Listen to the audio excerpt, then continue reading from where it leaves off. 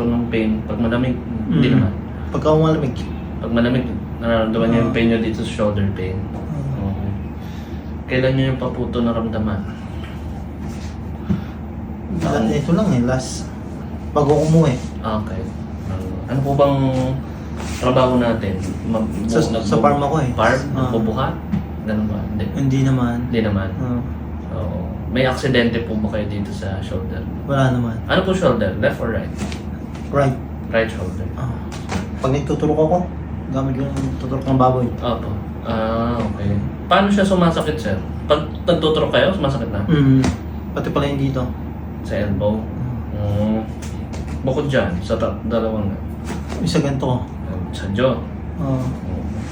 Sige.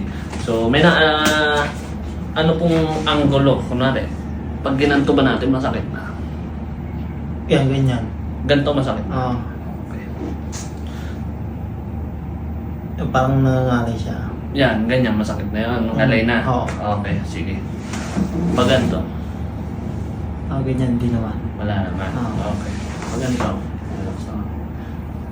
Ayan, medyo Medyo may discomfort, hindi ka komportable. Kung i-rate mo, sir, 1 to 10, yung discomfort mo dyan, sa part na yan. Wala na siguro, mga 18 yan. Hindi naman siya totally masakit. Okay, sige. So, pag hindi kasi normal yun may discomfort siya. Pero check natin siya after ng therapy kung ano magiging benefits, kung mababawasan, mawawala, no? Okay. Okay. Check natin itong kabila. Dito. Ganun din, pero hindi gano. Okay. Nakalugtok na. Pero masakit yun? Hindi naman. Hindi, medyo lang. Discomfort lang. Okay. Ganito. Ayan, wala. Okay. Wala. Wala. So, based on sa inyo dito is shoulder pain, hip joint, broken shoulder. No?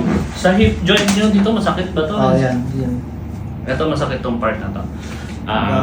Uupo, ganyan. Pag uupo, masakit na siya. Sige na, ganito ka kayo, sir. Tingin kayo sa right side nyo. Yan. Medyo discomfort na yan. Masakit na yan. Kabila naman, sir. Relax na. Sige. Ay, sumasama. Okay lang. Medyo stiff kasi yung muscle na sir. Masakit. Okay. Kung i-rate mo naman yan, sir, 1 to 10, yan dito mo, sa likod. Mga 9. Mga 9. So, 9 tsaka 8, no? Sabi. Medyo malapit na sa 10. So, check natin siya after ng therapy. Okay. So, gawin natin yung muscle therapy natin, tsaka spinal manipulation. Okay? So, 9 and 8.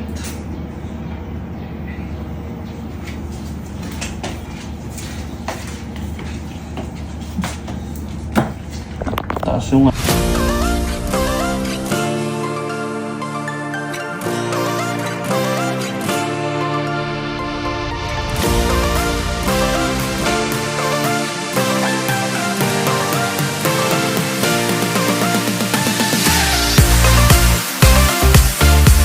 Okay, relax lang ulit ng katawan. Okay, inhale agad. Exhale, bugan nyo lahat. Okay, good. Oh. Ang dami. Sulit na sulit. Inipon nyo. Okay. Exhale, bugan mo lahat. Okay, good. Oh.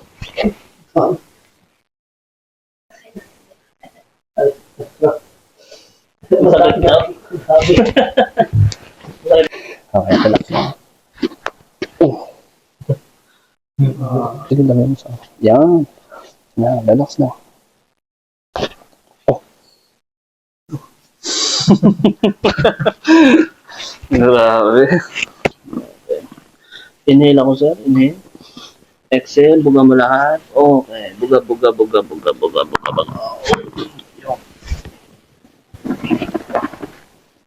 Okay. Kinapitan niya ako. Kinapitan? Ano naman yan to test is to believe. Yun yung tunay na spark. Ano yung mga patient ko din talaga Kaya minsan iniiwanan ko para maniwala sila. Kasi may gaganan yan Paturo ko sana sa kanya yung nararamdaman mong masakit. Sabi ko, dito ganito. Baka bumalik kami pagka uwi kasi kami ng Pangasinan uwi kayo sir. Siya naman ng... Okay, sige sir. Walang problema.